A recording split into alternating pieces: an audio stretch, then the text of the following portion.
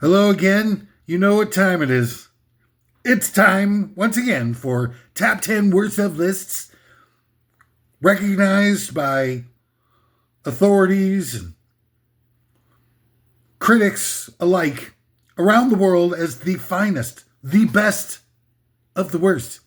I'm your host for this evening's intrepid odyssey into the great unknown, Marty Gras, and what a pleasure it is to be able to be here with you and discover a whole new unexplored segment of our world, and by revealing the worst things within that particular subject, empower you, the humble viewer, to make adjustments in your life for the better. Because Top 10 Worst of Lists, it's all about empowerment. Alrighty, so today's, what a list we've got for you today. This one is going to pull, this one's a panty dropper. No doubt, okay? Top 10 worst movie plot lines Hollywood would never use, okay? So Hollywood, they've got the habit of, finding out what works and then beating it into the ground until it all animated signs of life have been snuffed. And we know this, and then 10 to 12 years later, they'll dig up the corpse, give it the Dr. Frankenstein treatment, bring it back from the dead, and beat it into the ground even further. We know this. That was my almost a Chris Tucker imitation there. Way before we get on with today's appointed rounds, I have a couple of things that are important that I'm obligated to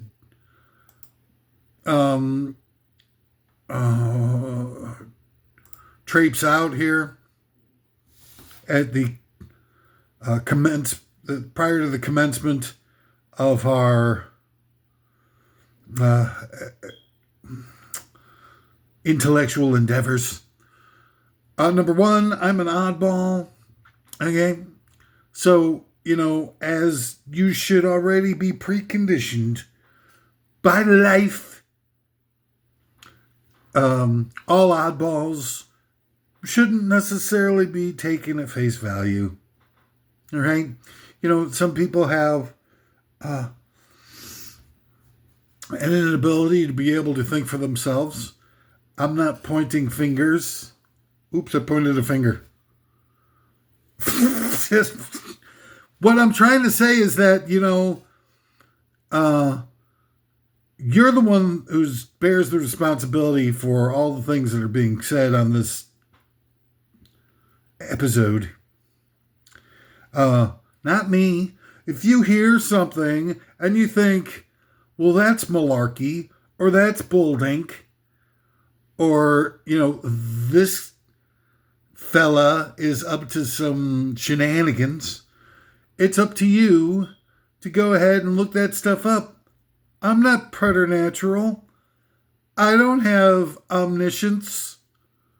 I have something very close to omniscience.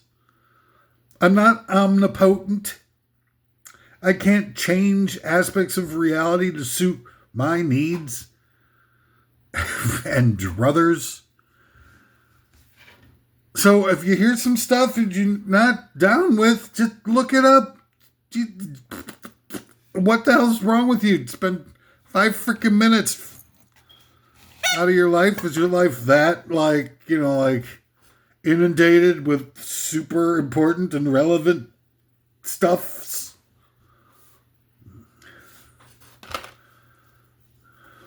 What the hell's going on here? What kind of noise was that? I've got rattling in my pocket of an unknown origin and nature. Number two, I'm not partisan, okay? Not partisan. I'm not playing the game anymore. I've logged off what is now considered to be, I guess, a ubiquitous sort of obligation to choose sides and hate everybody on the other side.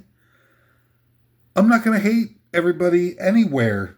I'm not going to paint people with broad brushstrokes. The minute you start like tossing a bunches and bunches of people into one category or group, you're planting the seeds of bigotry, okay? Okay. Bigotry, hello, it's not going to get anybody anywhere. And then when you come back and say, well, you told me that everybody on my side of the aisle was a bunch of so-and-sos and whatnot, so if you're a bigot, then I'm going to be a bigot. Two wrongs do not make a right. Three lefts, however, do make a right. Left, my left. Another left and another left is the same. Yes, would be a right. Three lefts make a right, not two wrongs.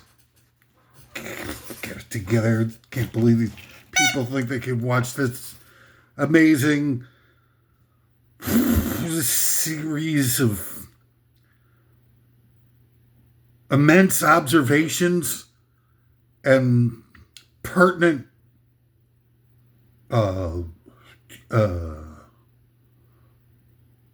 categorizations of knowledge stuff. Pissing me right off, man. You wouldn't like me when I'm angry or hangry. Take a look at me. I bet you can figure out that I'm not a guy who likes to be hangry. I almost see it as a disease. I need help. Please. Please send help. Leave it in the comment section. Your suggestions for help would be, all I ask is for unsolicited recommendations. And if not phone numbers, at least give me the zip codes of the relevant doctors that might be able to pull me out from the abyss, the brink, the edge of wetness. So, like I said, I'm not going to play the game anymore. I'm not going to start just like willy-nilly. And I'm not talking about the hate groups and all the usual suspects of people who just can't tolerate anybody and prefer to judge people for what they are instead of who they are. You all know that no rational person at this juncture should be advocating that garbage. And, but the spread of that stuff, I mean, we all have a hand in it. We're all playing roles and creating more and more hatred in this world. It's the only thing that we manufacture domestically in the United States anymore. Well, two things: hatred and a-holes.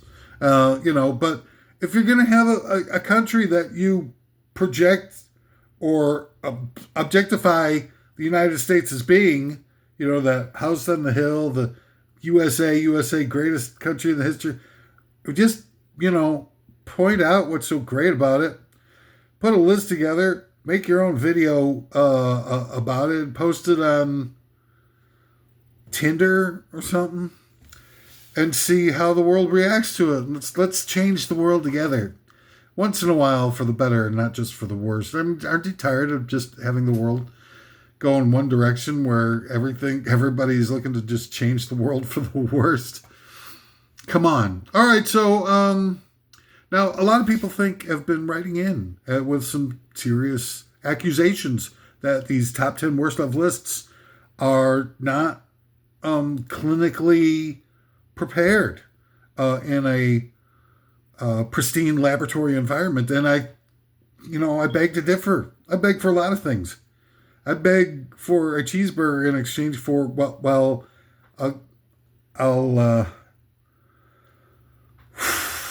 enumerate the things that I will beg for cheeseburger in return for offline.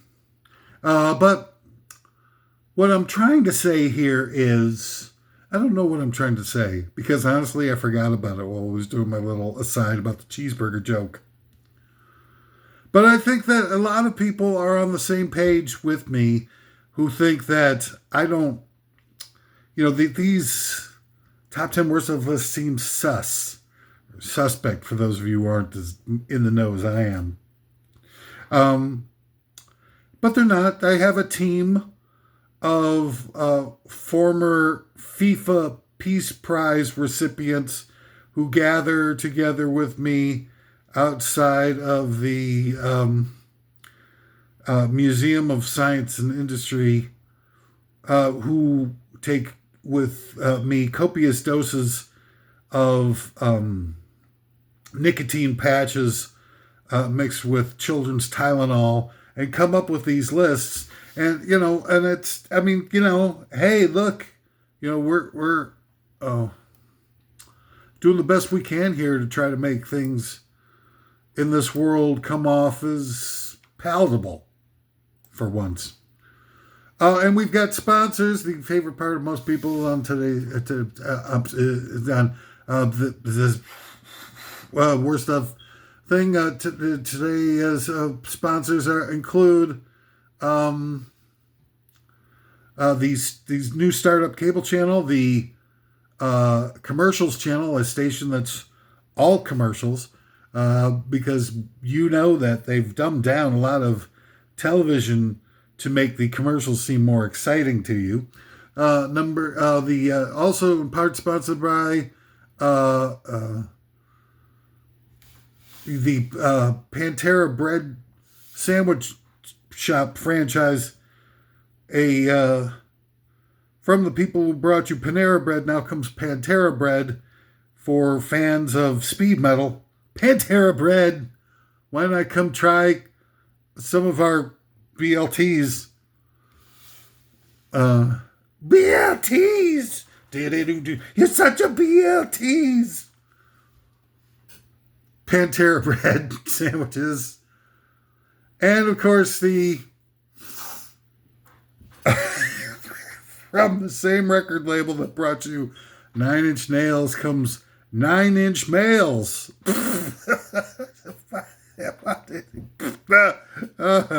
9 Inch Nails. Come and see who's got the 9. It's based on a new band based on endowment, 9 Inch Males. All right, so there we go. Another winning introduction to the whatever it is it's supposed to be doing. Oh, yes, right. Top 10 worst of.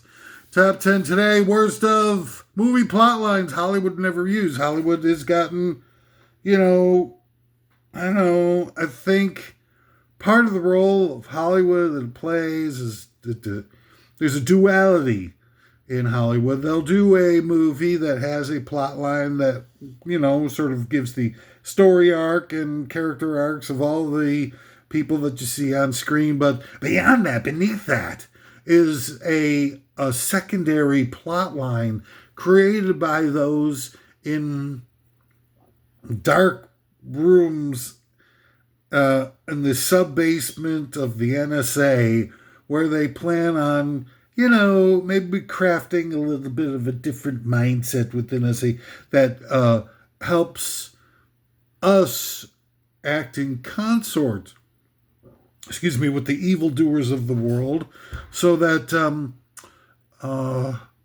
they might more easily facilitate the ascension of the billionaire class to crash us.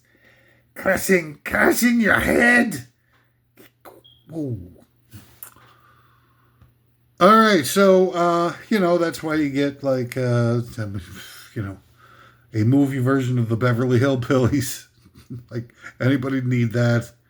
Or the movie version of 2 different reboots of the movie version of Miami Vice. All right, so number 10 of the top 10 worst movie plot lines Hollywood never use, a movie where people find happiness without ending up in a committed, monogamous, heterosexual coupling type relationship. Now, we know ever since, going all the way back to like Cinderella, the happy ever after that Hollywood just has a big, wet stain in the front of its pants over is having the main characters entwined in a committed, monogamous, heterosexual coupling, and then they just fade to black, right? I mean, we've all seen it how many thousands of times? It's to the point where that's the only happy ending that Hollywood will allow us to experience. And I think that a lot of that is a payback to the lawyers because, let's be honest, monogamous heterosexual couplings wind up in divorce 50% of the time or something along those lines, which means that the legal profession who handles all those divorces are going to get a third off the top out of 50% of the people who, are foolhardy enough to engage in the institution of marriage as is presently constructed. And I think that's because, lawyers are the ones, they have part of the way that they make life so, it's a disadvantaged place for people who don't have a lot of money, is that the laws of this land are written in a different language than English, legalese. And the average schmuck doesn't know what the hell, doesn't speak legalese. And so the average schmuck cannot go into a courtroom and represent themselves because they're ignorant. And I don't mean ignorant like dummy, although in most cases it can be a little column A and a little column B. What I'm talking about is that they just don't have any training in the language of legalese and therefore are at a disadvantage, and that's by design. So that the average person can't participate in their own advocacy. Right? Yes, exactly. And that's part of what's going on here with this Hollywood plotline. I think it's a built-in sort of payoff. I think that the escalation in the cost of political campaigns is also a means of laundering money to get to the people who are running these large consolidated media corporations for playing along with the robber barons. And so they collude with each other to ramp up the costs of, political advertisements and stuff like that. And then they funnel all this money to the giant conglomerate media corporations, whatever, 2 or 3 of them are left at this point. And that's how they pay them off for, coloring within the lines and making sure everything goes smoothly and no one gets talking about how it's really only a one-party state, et cetera, et cetera. So the same thing is going on, I think, with the lawyers. It's this big money laundering scam where Hollywood will make all these movies showing happy endings as being monogamous coupling. And everybody knows that 50% of those are going to fail. And everybody knows that the lawyers will take a third off the top out of everybody who goes to divorce court. And that's how they make sure that the lawyers are going to wet their beak. And the lawyers, in turn, supplicate themselves at the feet of the ruling overlords and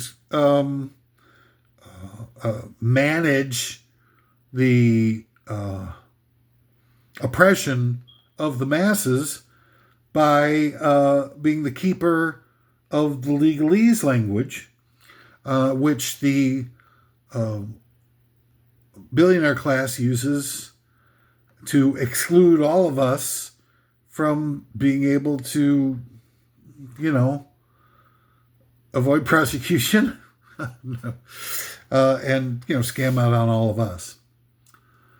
So that's, you know, I didn't mean to, like, you know, burst your bubble or nothing like that for all of you that thought that all the stuff that's going on in, you know, cultural media apparatuses are just organically driven weirdness, and that Hollywood is a bunch of liberal know-nothings who have no creativity and no intelligence and everything like that. No, they've got plenty of creativity and plenty of intelligence, way more than any of us do. And they know how to use it in order to be able to get us to, you know, fall into line and keep the system going. So the lawyers get paid not as much from their billionaire clients, which, you know, may not necessarily be enough to go around to preserve all of them and the, you know, lives of luxury that they've grown accustomed to, but to be able to suck us dry. And, you know, it's win-win for the upper crusties, because we help defer the cost of keeping the lawyer class, you know,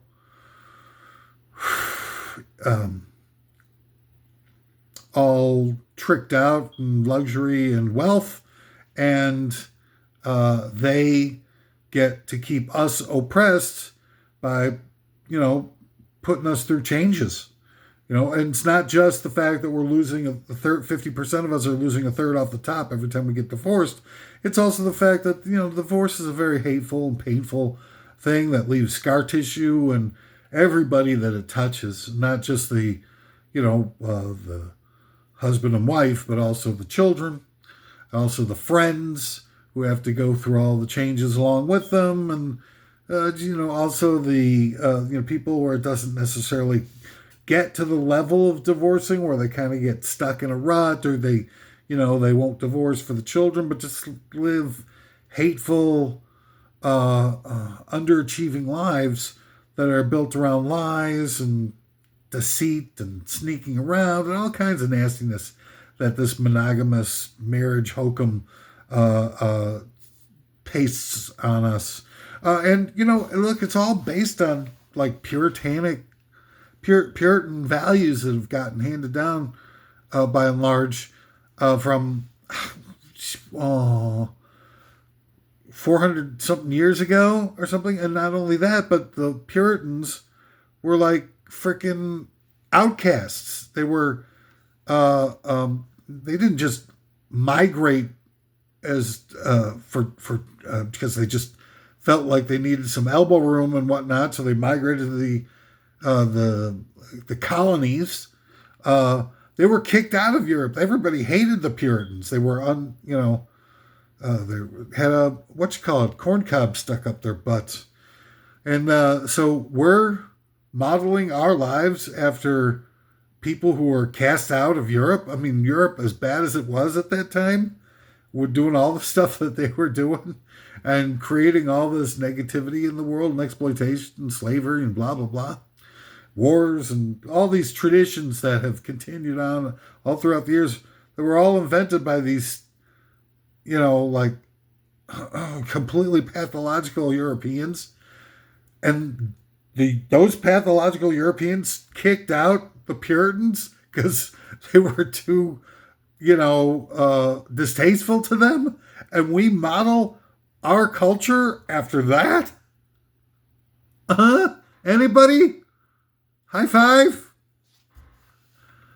Too slow. All right, top 10 worst movie plot lines Hollywood would never use.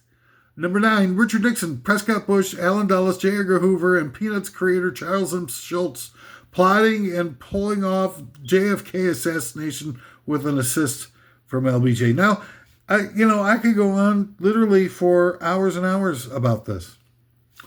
Number 8, top 10 worst movie plot lines Hollywood never used. Number 8, movie that shows a collusion between the heads of state, the media, the heads of industry as they act to destroy unions, the middle class, and create worldwide labor camps simply by manipulating them with media and cultural/political subterfuge.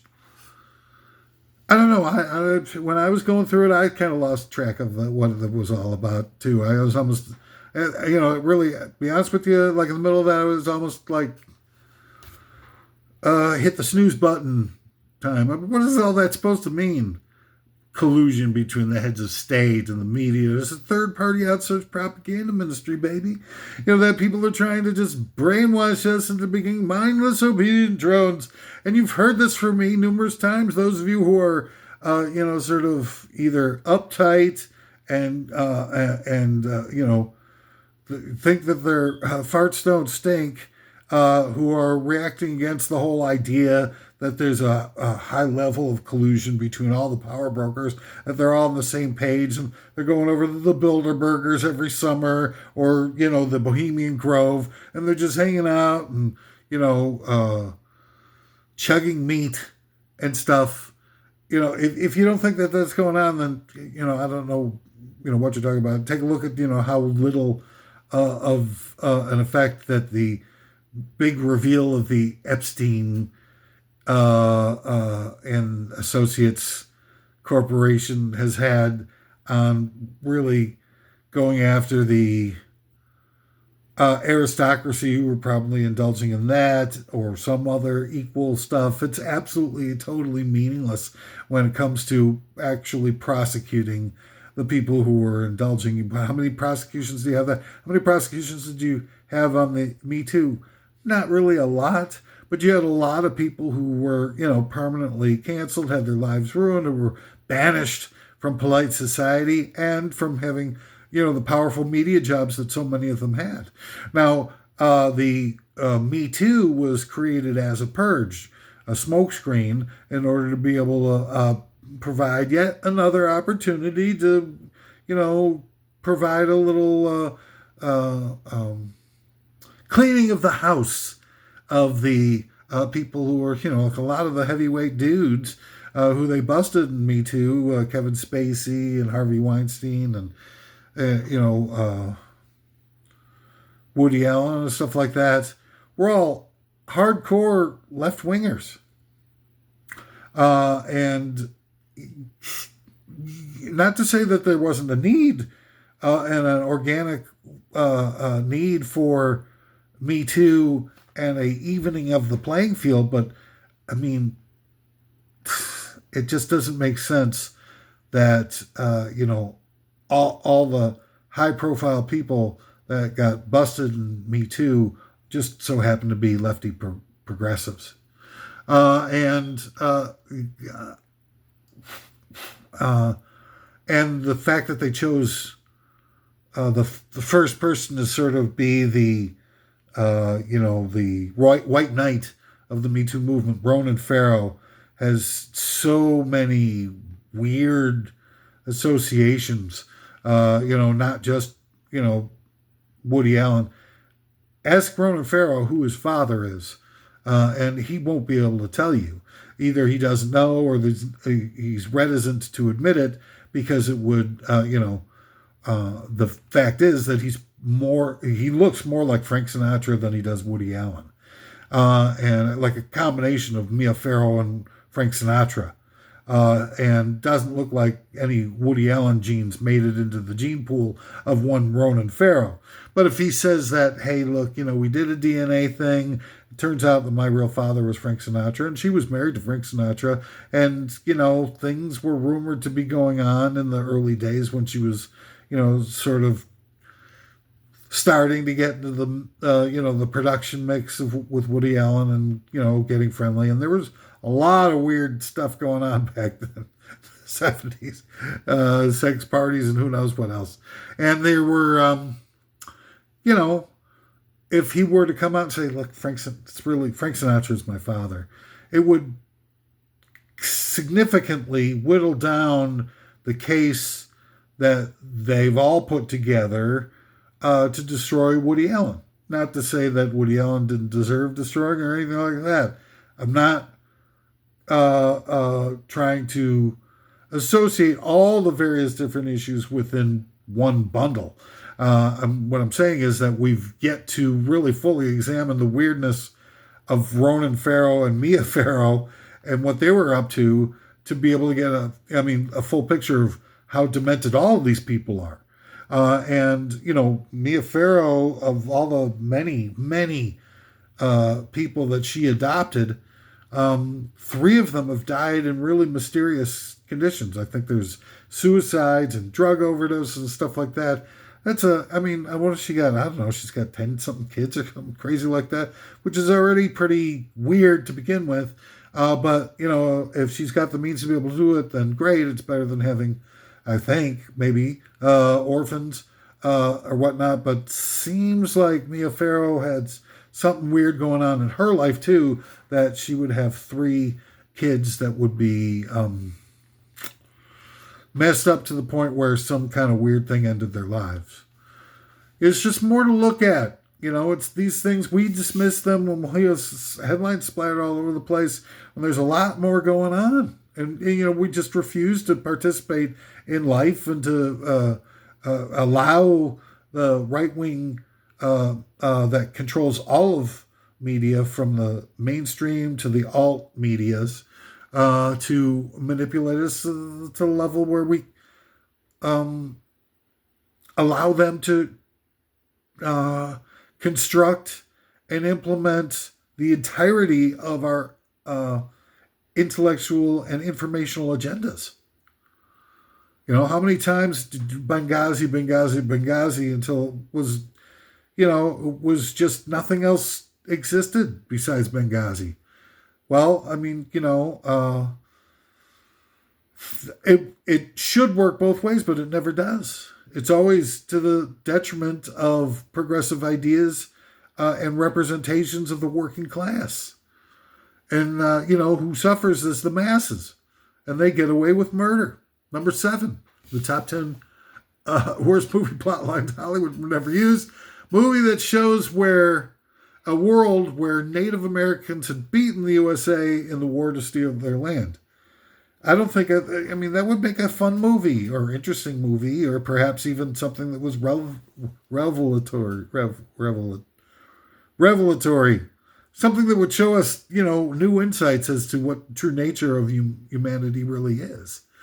And how much different it would be to see, white people oppressed and put onto reservations and have, their assets stolen from under them and have their children be consigned to all kinds of dehumanization and such, violation of treaties, violations of all kinds of different things. Movies depicting them as, a bunch of depicting white people as savages.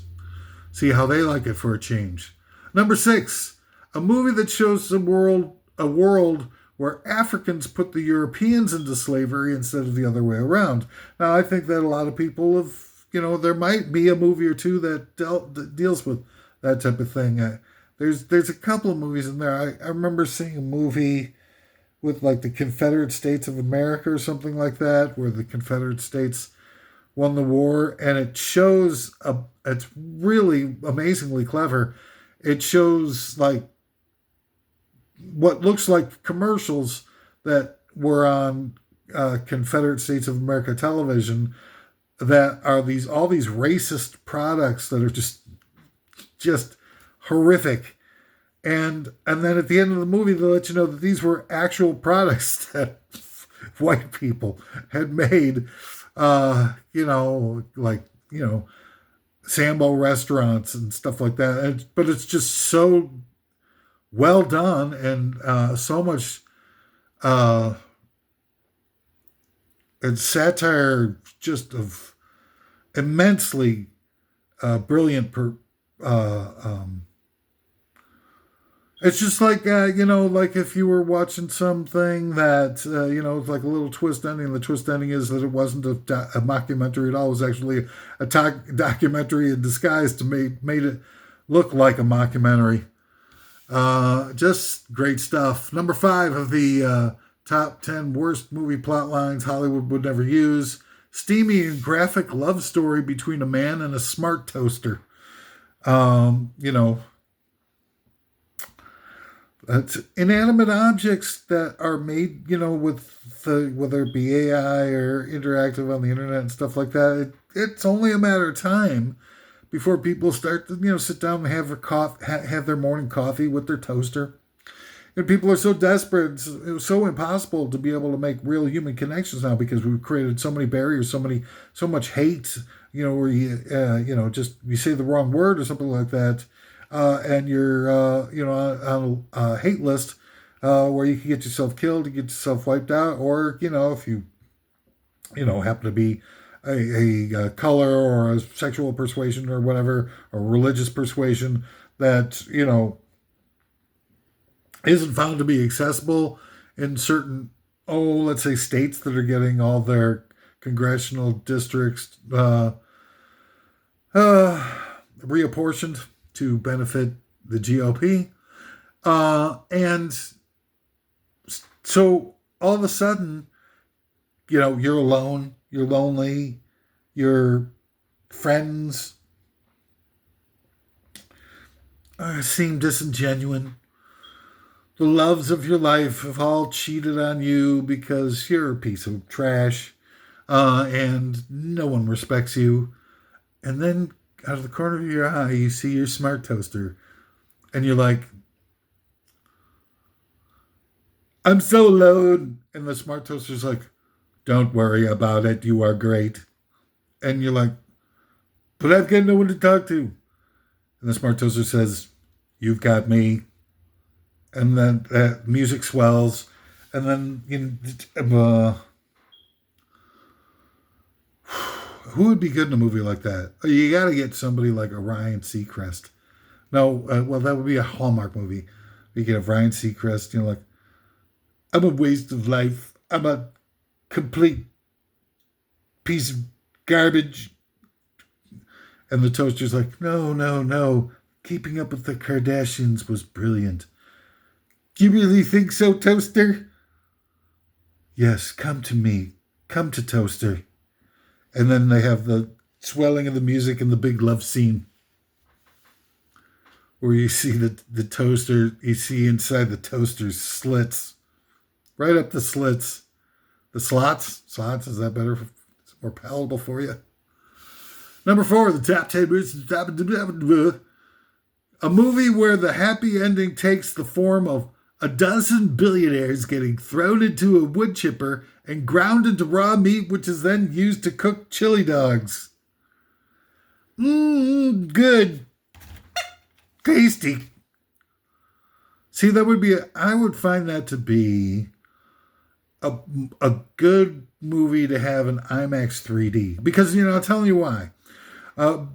Because so many people, I think, lose the differential between what they see on the screen and what happens in real life.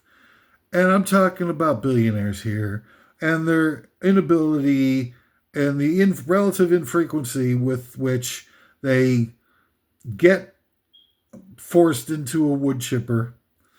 And I think that a lot of people, you know, that's what people, you know, if we were left to our own devices, if we had real, you know, polls and interviews, you know, you see local news usually or something like that.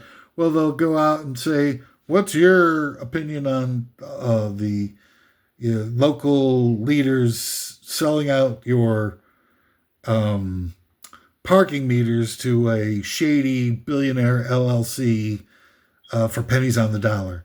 And then they'll go and they'll interview like 100 people on the street for that, and 99 people will say, oh, you know, these scumbags are freaking grifters who are looking to who would, you know, sell out their own grandmother for a penny. And then one person who says, I think it's pretty fun, good.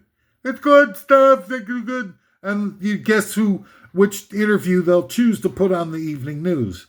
The one guy who's saying, Can't sell everything for pennies. And then everybody likes watching. Everybody who's watching is going to be like going like, huh, you know, maybe I should rethink my own personal views. Look at them. They got. It won't be just one. It'll be like 2 or 3 people come in love somebody else. Yes, I think it's a smart idea to sell out all the parking meters to billionaires for nothing. Yeah, and they'll have like 2 or 3 of those lined up. 97 of them out of 100 will be like, these people should be voted out of office. They should never represent anybody ever again. And we need to go after the billionaires they sold to, invalidate the contracts, give the meters back to us, or at least make them pay something that's commensurate with the sick amount of money that they'll be making off of these things for 75-year lease. And so, I mean, that's how mainstream media works at manipulating opinion. And at least one of the tricks that they use anyway. So what is it that I'm saying? I don't know. What was the point I was trying to make? It had something to do with billionaires and wood chippers. I know that. And that would be funny. Think about it, at the end of Fargo, instead of Steve Buscemi, they put in, who's that guy?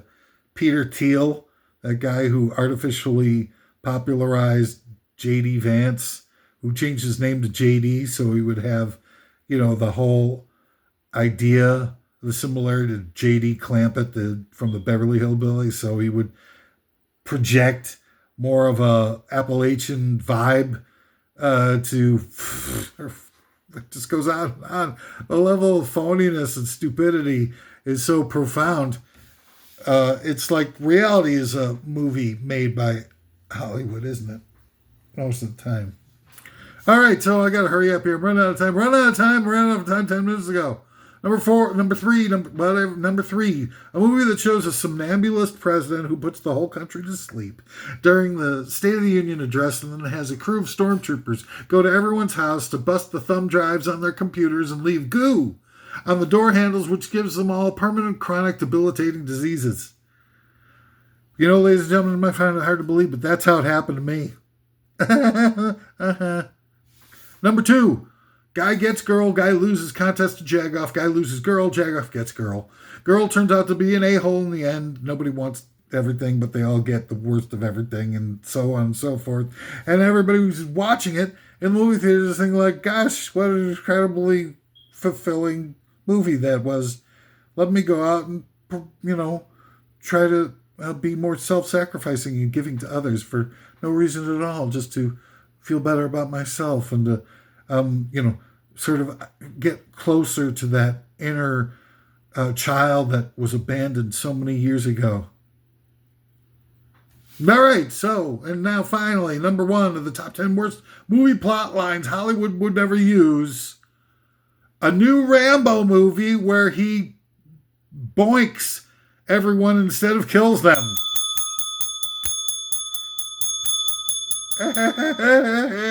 Yeah, a new Rambo movie. I'd like to see the kill count on that one. Oh, I have an honorable mention before I go. A Boogie Nights type movie about porno where all the porno stars are members of the presidential cabinet. All right, so anyway, that was a totally underwhelming encore that was. I got to do better reviewing these before I actually do them. That's all the time I've got for the time. So, I just want to remind everybody before I go that everything I said here was opinions. If you feel like I've said some things in error or things that you disagree with, why don't you go ahead and look it up or make your own list and make your own video. All I'm doing this is on a phone and post it and just like sort of state your own opinion. You call it the freaking fat guy jerk off top 10 worst of guys rebuttal to his stupid little list channel. And, God love you for it. Do your thing. Check these things out for yourselves. I insist, do not take my word on some of these hot button issues and controversial assertions that I'm making. Go out and actively look it up for yourselves. But I'm not kidding. I'm not here to just capitalize on some weirdness or exploit my daft sense of humor for some monetization. I'm on my last legs, man. I'm on the way out. I've been 30 years. I tried and changed the world, and bloodless revolution and empowering people as the means to be able to get them to overcome the indoctrination and exploitation and stuff like that. And I couldn't get it to work. I tried my best. It was a labor of love. It's still, even this show might not seem like it, might seem like a goof. It's a labor of love. I see a place that I love in trouble, and I want to help it. I want to help. I want to be the person to, pull the drowning baby of our lives and our society and our culture out of the water reservoir after someone else drove the minivan into it with bad intent. And that's really, I don't know how to put it any more straightforward than that. Anyway, thanks for tuning in. Thanks for being you then. Thanks, for everything that you've done to make this world such a better place. It's, hey, what I can tell you, let's just try to make, let's try to get through this mess if we can together. Okay. Oh, no, one more thing. Just before